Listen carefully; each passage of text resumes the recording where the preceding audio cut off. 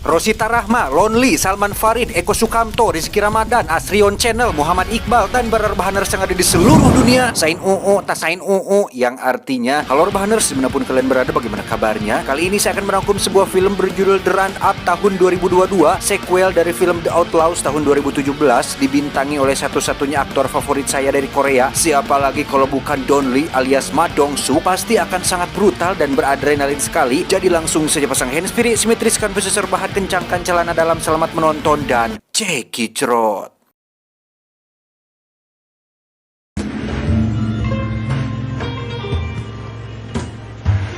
Berlatar tahun 2008, di mana data kepolisian Korea mencatat bahwa ada lebih dari 300 penjahat melarikan diri dari polisi ke luar negeri setiap tahunnya, dan kebanyakan dari mereka kabur dan bersembunyi di wilayah Asia Tenggara untuk melakukan tindakan kriminalitas terhadap turis Korea dan pengusaha lokal yang ada di sana. Vietnam adalah salah satu negara yang disinggahi oleh para penjahat Korea, di mana di situ kita akan diperlihatkan dengan seorang turis yang merupakan anak seorang pengusaha kaya raya di Korea. Dia bernama Yonggi. Yonggi saat ini diajak oleh seorang pria Korea juga bernama Jong Hoon. Ini bebangusnya yang mengatakan jika ada seorang bos rental mobil yang mengajaknya untuk berbisnis, sehingga Yonggi mau diajak ke tempat sepi untuk bertemu langsung dengan bos rental tersebut. Dan inilah Kang Haesang, kita panggil saja Kang, bukan anak presiden, bukan juga seorang bos rental mobil, tetapi Kang ini adalah seorang penjahat berdarah dingin yang berniat untuk menculik Yonggi dan meminta tebusan kepada ayahnya yang seorang pengusaha kaya raya.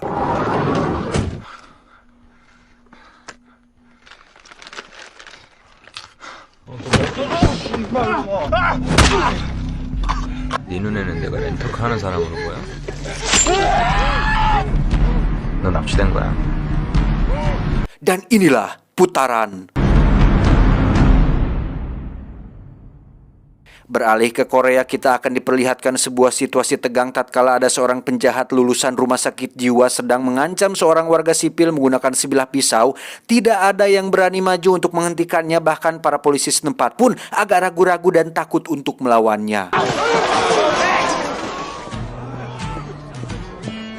Dan ya, akhirnya jagoan kita semua pun muncul. Dialah sang detektif Ma Sok-du. Kita panggil saja Ma Dong Suk nama aslinya. Satu-satunya detektif kepolisian yang memiliki tubuh besar dan punya sebuah tamparan kuat yang mampu membuat siapa saja yang ditaboknya langsung ngajeler atau pingsan seketika. Ketika semua orang takut untuk maju, Ma Dong Suk dengan santainya menyelinap dari jalan belakang yang karena ukuran tubuhnya terlalu besar dan kekar, akhirnya beliau ketahuan juga. Tetapi itu tidak menjadi masalah karena Ma Dong Suk tetap maju untuk menumbangkan pelaku bersajam tersebut. 칼 내놔.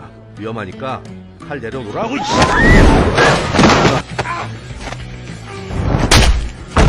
예? 기사는 이때 알아서 났냐?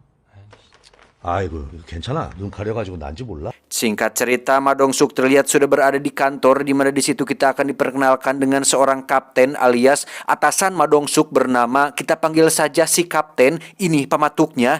Beliau mengatakan bahwa kantor pusat memerintahkan mereka berdua untuk pergi ke Vietnam karena ada 3 orang penjahat yang sedang berada di sana, yang salah satunya bernama Jong Hoon, orang yang kita lihat tadi di awal film. Di antara mereka berdua tidak ada yang bisa berbahasa Vietnam, sehingga si kapten dengan percaya dirinya mengklaim bahwa dirinya akan menggunakan bahasa internasional, yaitu bahasa Inggris, yang hal tersebut dibuktikan ketika dirinya berbicara bahasa Inggris tapi khusus untuk memesan makanan. Make 2 order salad first.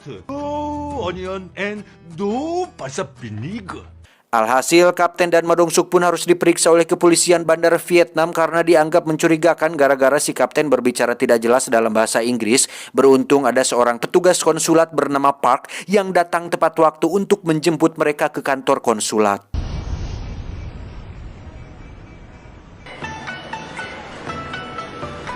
Kembali ke misi, si petugas konsulat mengatakan bahwa selama setahun ini sering sekali terjadi kasus orang hilang dengan modus penculikan, uang tebusan diberikan tapi korban tetap dibunuh, bahkan ada yang jasadnya masih belum ditemukan sampai saat ini. Tak ingin keluar dari tugas, si kapten pun menyuruh Ma Dong Suk untuk fokus saja pada target mereka, yakni si Jong Hoon, di mana dia ternyata sudah menyerahkan diri dari tadi dan saat ini sedang berada di ruangan lain di kantor tersebut. 아유 얄밉게도 처먹네. Seperti biasa, seorang penjahat kecil atau amatir selalu merasa jago di depan Ma Dong-suk tanpa tahu apa hal mengerikan yang bisa diperbuatnya, sehingga ketika Jong-hun menolak buka suara mengenai keberadaan dua temannya yang lain, Ma Dong-suk terpaksa meminta kaptennya untuk menutup CCTV karena sebentar lagi akan dilakukan sesi kejujuran untuk mengetahui seberapa kuatkah si Jong-hun ini bisa menahan tes kejujuran tersebut. 귀를 하나?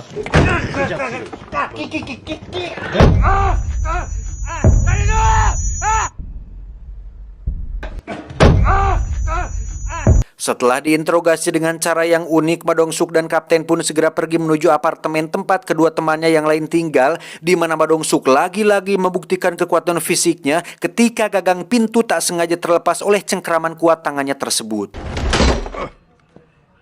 Tak diduga, teman Jong-hun ternyata sudah tewas dengan kondisi yang sangat mengerikan, dibunuh oleh orang lain, sedangkan yang satu lagi menghilang entah kemana, sehingga Ma Dong-suk kembali menemui Jong-hun untuk mencari tahu apa yang sebenarnya sudah terjadi.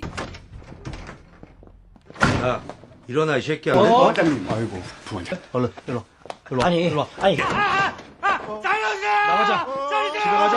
Jong-hun akhirnya jujur bahwa dirinya sengaja menyerahkan diri karena takut dibunuh oleh Kang Hae-sang, seorang penjahat berdarah dingin yang menculik anak orang kaya di adegan awal tadi, yang kemungkinan besar temannya yang ada di apartemen tadi juga dibunuh oleh si Kang Hae-sang ini.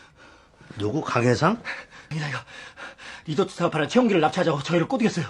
Semua berawal dari Jong-hun dan kedua temannya yang merupakan penjahat ecek-ecek ini bekerja sama dengan seorang Kang Hae-sang untuk menculik Yonggi dan meminta uang tebusan darinya, di mana saat Kang Hae-sang mengatakan bahwa mereka bertiga hanyalah penjahat amatir pun jelas menimbulkan sedikit ketidakenakan, yang ketika mobil sedang berhenti sejenak, si Yonggi pun kabur dari mobil dan dengan terpaksa Jong-hun dan kedua temannya turun untuk mengejarnya.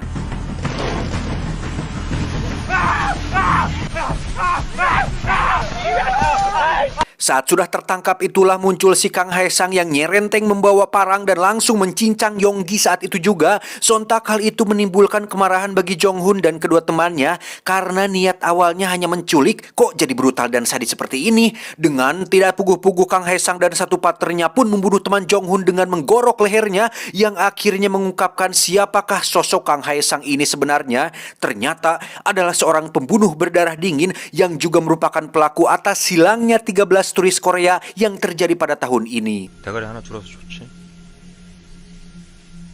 Sadar bahwa Kang Hae-sang tidak akan segan-segan membunuh mereka berdua, Jong-hun dan satu temannya pun menurut saja ketika dia dan partnernya menyuruh mereka berdua untuk menggali tanah, di mana Kang Hae-sang sendiri yang memiliki perawakan kekar berotot pun memotong jasad tangan Yonggi dan mengirimkannya ke ayahnya untuk tetap meminta uang tebusan atas anaknya yang sudah meninggal. Senekat dan sebrutal itulah sosok si Kang Hae-sang ini, jadi jangan main-main.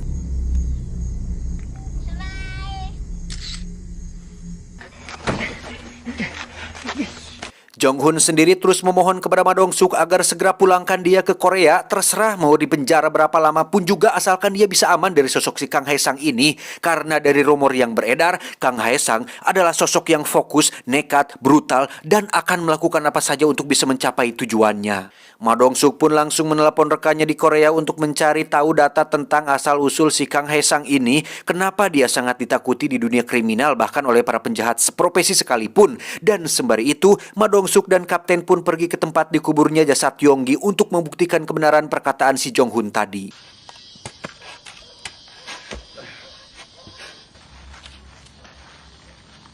야, 찾았다. 찾았어. Dan benar saja terdapat dua jasad, satu temannya Jong-hun dan satu lagi jasad si Yonggi, si anak orang kaya. Setelah polisi Vietnam mengurus semuanya, Ma Dong-suk mencoba menghubungi informannya untuk mencari tahu tentang sosok si Kang Hae-sang ini, di mana si informan tersebut mengatakan jika ada seorang preman Korea yang juga sedang mencari si Kang Hae-sang ini, yang siapa tahu preman tersebut mungkin mengetahui sedikit informasi tentang keberadaan si Kang Hae-sang saat ini. Beralih ke tempat lain, lebih tepatnya kediaman si Kang Hae-sang. Di situ kita akan melihat kemunculan sekelompok pembunuh bayaran di bawah naungan di Continental. Mereka semua dibayar dan diutus oleh ayah Yonggi, tentu saja untuk membunuh Kang Hae-sang dan membalaskan kematian putra satu-satunya. Di dalam apartemen mereka hanya menemukan koper berisi uang dan emas batangan hasil semua kejahatan Sang Hae-sang selama 1 tahun ini, sehingga sebelum Kang Hae-sang pulang, mereka pun mengamankan uang tersebut untuk dikirim kepada ayah Yonggi. 일단 돈부터 보내죠. Kembali ke Ma Dong-suk dan sang kapten yang mendatangi markas judisi preman Korea, sudah jadi lagu lama ketika para penjaga bertindak sok jago di depan Ma Dong-suk, sehingga untuk kesekian kalinya Ma Dong-suk terpaksa mengepalkan tangannya lagi untuk menumbangkan mereka semua tanpa ampun.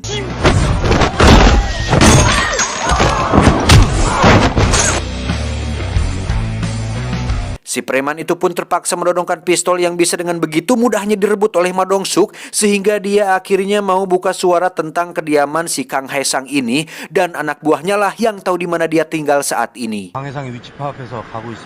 너는 뭐 좀 나온 거 없어? 이름은 최춘백, 좋은 캐피탈이라고 대부업체 회장입니다. Sementara itu, Kang Hae-sang terlihat baru saja pulang dari tempat karaoke. Melihat ada puntung rokok yang masih menyala, dia sudah bisa langsung menebak jika ada seseorang yang sudah masuk ke dalam kamarnya tanpa izin, sehingga Hae-sang langsung masuk ke kamar mandi dan menutup pintunya rapat-rapat. Dan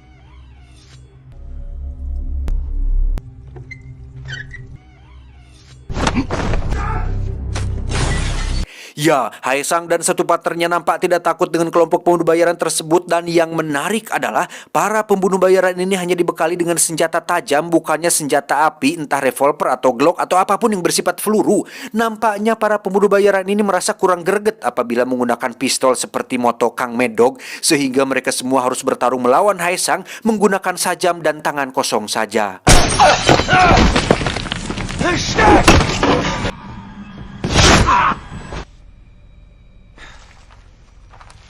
Menggunakan ponsel si pembunuh bayaran, Hae-sang pun menghubungi ayah Yonggi untuk bertanya kenapa uang dan emas batanganku diambil. Ayah Yonggi pun menjawab bahwa itu adalah bagian dari rencana balas dendamnya, dan beliau juga mengancam akan mengerahkan pembunuh bayaran lain untuk membunuhnya atas kematian putra tercintanya. Dan bukannya panik, Hae-sang justru dengan santainya mengatakan jika dirinya akan pergi ke Korea untuk mengambil kembali uang miliknya, dan sebelum itu dirinya akan mendatangi beliau dan membunuhnya dengan sangat-sangat keji. 다시 보내. 아니면 내가 한국 갑니다. Tak lama muncullah Ma Dong-suk dan si kapten yang baru saja tiba di sana. Mereka berdua langsung masuk ke dalam dan menemukan banyak sekali mayat bergelimangan, dan tiba-tiba ya, si kapten pun terkena bacokan parang, di mana untuk pertama kalinya Hae-sang akhirnya bertemu langsung dengan Ma Dong-suk. 2 lawan 1 tak masalah bagi Ma Dong-suk, dan terlihat sangat jelas jika mereka berdua bukanlah tandingan bagi sang polisi bertubuh penuh daging ini. Namun Hae-sang berhasil melarikan diri, sementara partnernya tertangkap dengan cara dibuat tak sadarkan diri.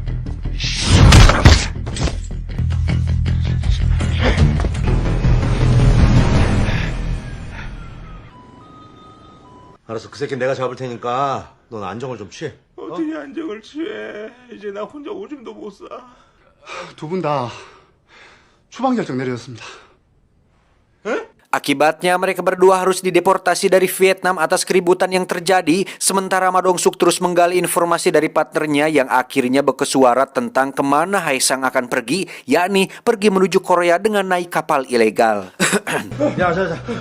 자, 우리 가야 돼. Singkat cerita, mereka berdua akhirnya sampai di bandara Korea, di mana sang kapten bercerita kepada anak buahnya bahwa luka tersebut dia dapatkan dari pertarungan melawan puluhan penjahat. Lah, tak ingin buang waktu, Ma Dong-suk pun pergi ke sebuah tempat yang merupakan markas seorang mantan gangster. Dia bernama Jang Isu, bekas ketua dari geng Isu. Yang pernah nonton film sebelumnya pasti sudah tahu bahwa Jang Isu ini dulunya botak dan selalu saja bisa dimanfaatkan oleh si Ma Dong-suk. Tak jauh beda dengan dulu, Jang Isu yang sekarang pun sama lemahnya ketika harus berhadapan dengan Ma Dong-suk, di mana dia dipaksa untuk mencari informasi mengenai kapal yang akan tiba di pelabuhan Korea, hingga didapatkan lokasi pelabuhan yang akan menjadi tempat tibanya si Hae-sang di Korea ini. 불렀냐? 아닙니다. Singkat cerita, Ma Dong-suk dan anak buah pun terus mengawasi kamera CCTV untuk mengamati kedatangan si Hae-sang, di mana mereka akhirnya mendapatkan gambarnya dan langsung memasukkan fotonya dalam daftar pencarian orang alias DPO. Sementara untuk si pengusaha kaya, dia tidak ingin begitu saja membiarkan pembunuh anaknya tenang dengan menyewa lagi para pembunuh bayaran, dan kali ini dia tidak main-main lagi dengan tidak hanya menyewa puluhan orang, tetapi ratusan pembunuh bayaran dia sewa hanya untuk memburu si Hae-sang licin ini. Kembali ke Ma Dong-suk dan si si kapten yang kena marah oleh Bapak Kapolda, di mana kekacauan yang mereka timbulkan jelas sudah membuat pusing Bapak Kapolda ini, sehingga kasus tersebut akan diserahkan ke luar negeri untuk diselesaikan. Tak ingin melepaskan kasus ini begitu saja, Ma Dong-suk dan si kapten sudah mempersiapkan kata-kata untuk merayu dan membujuk si Bapak Kapolda dengan menjelaskan secara detail kronologi kasusnya, yang pada intinya, jika kepolisian mereka berhasil menangkap si Haesang, maka reputasi kepolisian mereka dipastikan akan naik dan citra Bapak Kapolda pun akan semakin baik di mata masyarakat. 꼼꼼하게 좀 읽어보시라니까 그러네.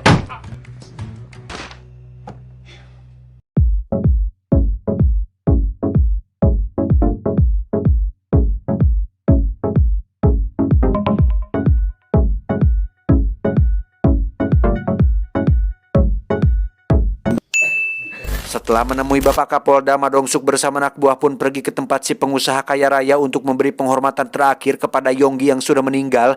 Beliau bernama Kim, ibu dari Yonggi alias istri dari si pengusaha kaya raya tersebut, di mana beliau sangat berterima kasih kepada Ma Dong-suk yang sudah membawa jasad Yonggi kembali ke Korea, dan dia dipersilahkan untuk mencicipi makanan yang ada di acara tersebut. 아니야, 너는 여기 최춘백 잘 감시하고 막둥이는 CCTV 좀 꼼꼼하게 확인해, 알았어? 네.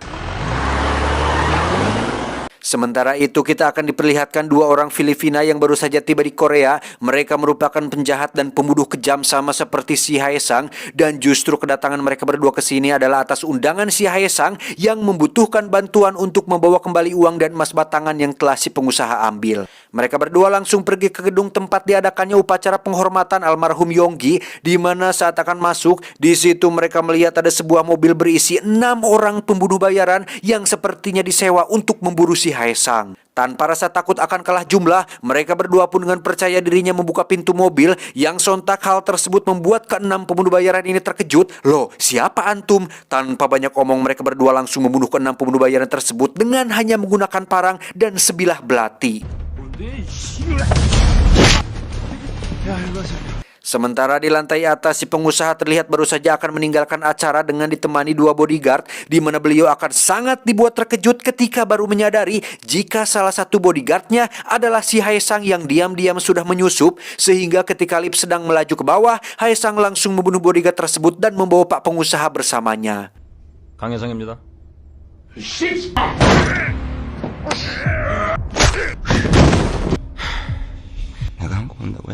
Sesampainya di bawah, Haesang langsung disambut oleh kedua orang Filipina tadi, di mana mereka berdua meminta bayaran lebih karena baru saja tiba. Mereka sudah harus bekerja keras untuk membunuh para pembunuh bayaran tersebut.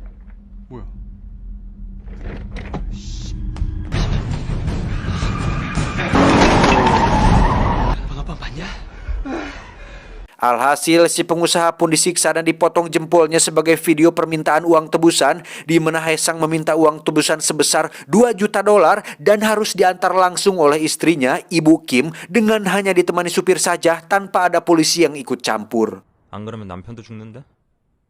그랬으면 나는 고맙지. 우리 내일은 잘해서 남편 한번 살려봅시다.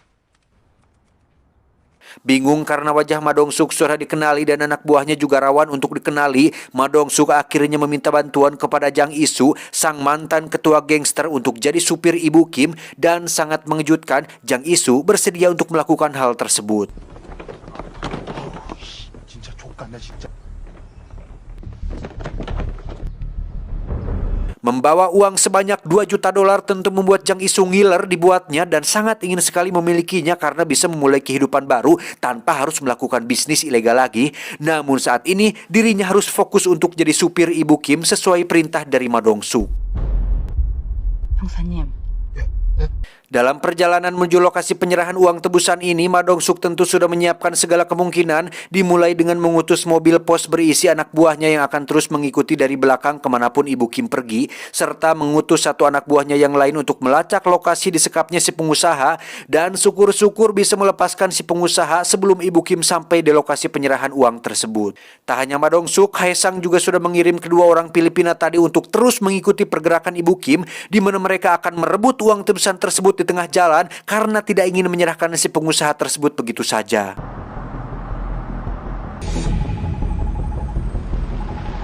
Sementara itu kita akan melihat satu anak buah Ma Dong-suk berhasil melacak keberadaan si pengusaha disekap dan berhasil menemukan si pengusaha untuk dibawa pulang. Namun tiba-tiba muncul si Haesang dari belakang yang langsung menikamnya. Beruntung dia tidak tewas karena para polisi sudah keburu tiba di sana untuk memberi bala bantuan.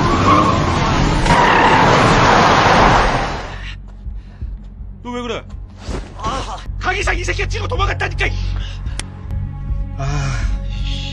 Dengan terpaksa, Haesang pun kabur menggunakan mobilnya di mana dia langsung menghubungi kedua orang Filipina tadi untuk segera mundur karena polisi sudah keburu mengepung. Namun di sini terjadi sedikit selek ketika kedua orang Filipina ini curiga jika itu hanyalah akal-akalan si Haesang untuk menguasai uang tebusan itu sendirian, sehingga kedua orang Filipina ini tetap pada rencananya untuk mencegat Ibu Kim di tengah jalan. 씨발 새끼야. 아줌마 제껴. Melihat mobilnya dicegat, Jang Isu pun segera mempalegodkan mobilnya dan masuk ke dalam parkiran mall, di mana kedua orang Filipina tadi ternyata tidak mudah menyerah dan mengejar Ibu Kim ke parkiran mall tersebut. Ibu Kim pun meminta supaya Jang Isu segera kabur saja dan biarkan uang tersebut diambil oleh mereka. Namun Jang Isu tidak ingin membiarkan uang sebanyak itu diambil begitu saja, karena seperti yang saya katakan tadi, Jang Isu ini mantan kriminal juga dan ingin uang tersebut menjadi miliknya, sehingga dia nekat memilih untuk menghadapi kedua orang Filipina tersebut daripada kabur menyelamatkan nyawanya sendiri. 아자이 가자. 야안 내려. 안 내려. Jang Isu akhirnya berhasil kabur membawa uang tebusan tersebut, sementara satu orang Filipina itu pergi mengejar Ibu Kim dan yang satunya lagi harus berhadapan dengan dua orang polisi yang sudah tiba di sana.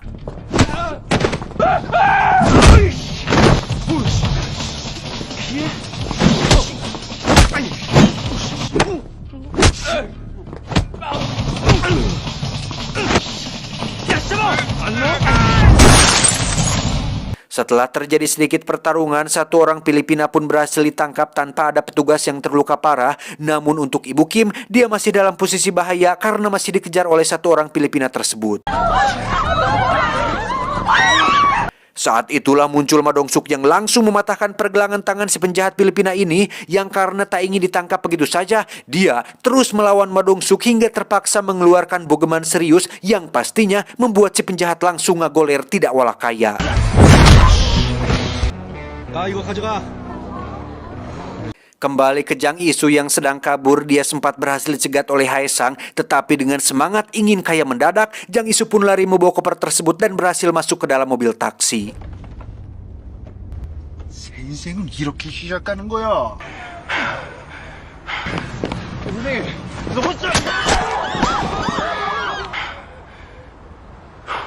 Jang Isu pun pergi ke pelabuhan dan menghubungi satu orang kapten kapal bermata satu alias Pecak, di mana kapten kapal ilegal ini merupakan kenalan dekat Haesang yang sebelumnya membawa Haesang datang ke Korea. Alhasil bukannya dijemput oleh si kapten kapal, Jang Isu justru didatangi oleh si Haesang yang bermaksud untuk mengambil kembali uangnya, di mana Jang Isu sempat petantang petenteng menolak memberikan uang tersebut. Tetapi ketika sajam Haesang lebih besar daripada miliknya, saat itulah Jang Isu langsung kabur tanpa melakukan perlawanan sedikit pun. 오지 말라고 이 개새끼야. Haesang pun kabur naik bus Metro Mini, di mana Jang Isu yang sedari tadi terus mengawasi pun berinisiatif untuk menghubungi Ma Dong-suk dan memberitahukan kemana dia pergi, sehingga pelarian Haesang akhirnya diketahui dan tinggal mencegatnya di tengah jalan. Sendirian Ma Dong-suk pun menghentikan bus tersebut dan dengan santainya masuk ke dalam bus, menyuruh semua penumpang untuk keluar dengan tertib, juga sempat memberikan sedikit uang kepada seorang nenek-nenek tua untuk sekedar jajan micin dan permen karet merek Yosan.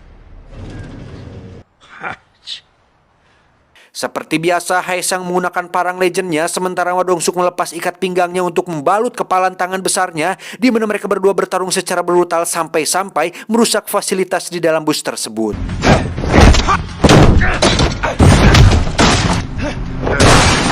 Dan seperti Anda lihat, Haesang tentu bukanlah tandingan seorang Ma Dong-suk, bahkan jauh di bawah Ma Dong-suk, yang meskipun Haesang berpengalaman dalam dunia kriminal, Ma Dong-suk jauh lebih berpengalaman karena pernah jadi personil di Eternal di Marvel Cinematic Universe.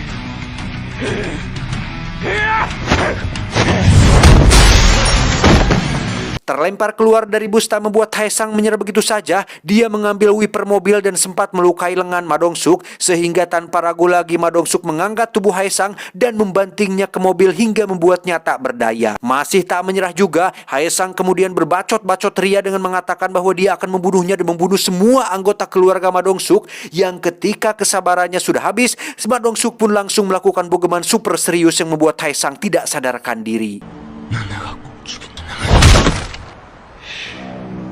Setelah semua selesai, Ma Dong-suk pun menelepon Jang Isu untuk mengucapkan terima kasih atas bantuannya membereskan kasus ini, yang mana sebenarnya Jang Isu sedang sangat sedih sekali dan kecewa sekali karena gagal menjadi orang kaya mendadak.